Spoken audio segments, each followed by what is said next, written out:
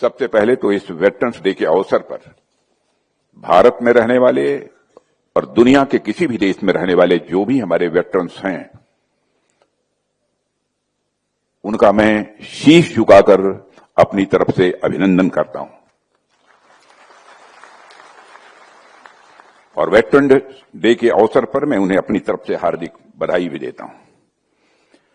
मैं इस अवसर पर आज वीर गति प्राप्त हो चुके अपने सैनिकों के प्रति, देश सेवा में संलग्न रहे अपने वेटरन्स के प्रति तथा अपने सैनिकों के प्रति कृतज्ञ राष्ट्र की तरफ से भी आभार व्यक्त करता हूं।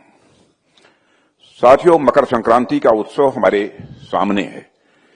इस दिन को लोग अपने परिवार वालों के साथ सेलिब्रेट करते हैं। आज मुझे अपनी लार्जर फैमिली यानी आप सबके साथ मकर संक्रांति भी सेलिब्रेट करने का भी अवसर मिल रहा है।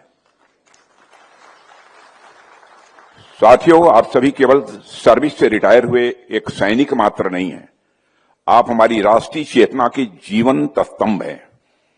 आप हमारे सामूहिक साहस के प्रतीक और हमारी भावी पीढ़ियों के आप प्रेरणा स्रोत हैं।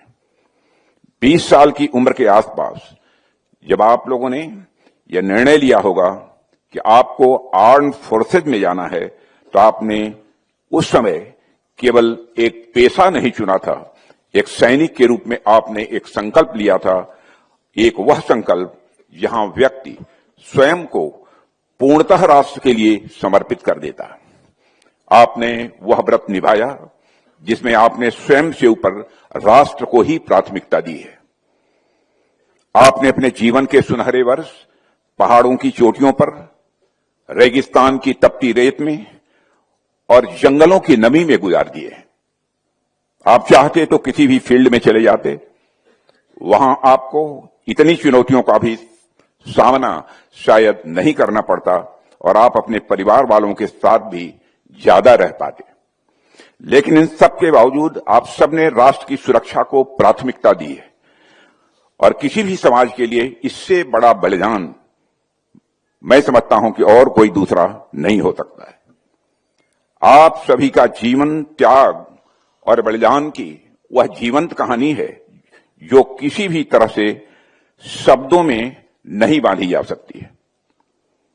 साथियों, मैं पहले भी कई मंचों से इस बात को दोहरा चुका हूं कि रक्षा मंत्री के रूप में आप सबके साथ और आप सबके लिए काम करना मेरे जीवन के सुखद क्षणों में से एक है और यह मेरा सौभाग्य है और मेरा यह सौभाग्य है कि मुझे अपने सैनिकों के जीवन में आ रही चुनौतियों को बेहद नजदीक से देखने का और उनका समाधान करने का अवसर मिला है। मैं कभी अपने कोलीग्स के साथ भी बैठता हूं तो मैं कहता हूं कि अपने राजनीतिक जीवन में कई जिम्मेदारियों का निर्वाह कर चुका हूं।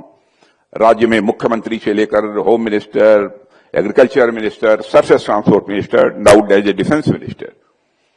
सबसे ज्यादा सुकून यदि मुझे काम करने में मिला है तो मैं तहे दिल कहना चाहता हूं कि डिफेंस मिनिस्टर के रूप में मुझे काम करने में सुकून मिला है।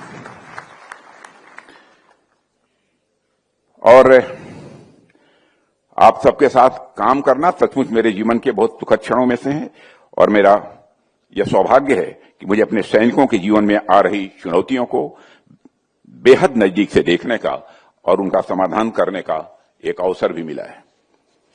हम लोग तो फिर भी बहुत कुछ जानते समझते हैं, खबरें देखते हैं, सुनते रहते हैं, लेकिन एक आम आदमी के लिए सैनिक की जिंदगी की कल्पना करना भी आसान नहीं होता है। एक सैनिक की जिंदगी खुले मैदान में कड़ी, बेहद कड़ी ट्रेनिंग से प्रारंभ होती है और एक सैनिक को डर से लड़ना, थकान को सहना और हार न मानना यह भी सिखाया जाता है। उसे बताया जाता है कि चाहे हालात कितने ही खराब क्यों हो, कदम पीछे नहीं हटना है।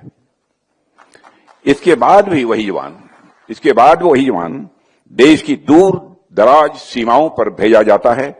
कहीं सियाचिन की बर्फ है जहां ठंड हड्डियां जमा देती हैं, तो कहीं राजस्थान का रेगिस्तान है जहां पर गर्मी शरीर को जला डालती है। लेकिन हर हाल में वह जवान देश की रखवाली का फर्ज निभाता हुआ सीने का बटन खोलकर वह डटा रहता है। ये सारी चीजें एक सैनिक के व्यक्तित्व का निर्माण करती हैं। और साथियों, एक सैनिक अपना यही व्यक्तित्व लेकर समाज में जाता है।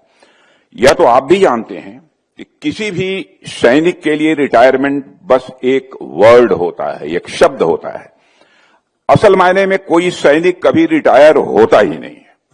और आप सब जब सर्विस से रिटायर हुए तो क्या आपकी सेवा समाप्त हो गई? मैं मानता हूं बिल्कुल नहीं। आपकी वर्दी का रंग बदल सकता है, आपके काम करने की जगह बदल सकती है, आपके आसपास रहने वाले लोग बदल सकते हैं, लेकिन आपके दिल में देशभक्ति और सेवा की भावना का जज्बा जो पहले था, वह जज्बा आज भी आपके अंदर कायम है।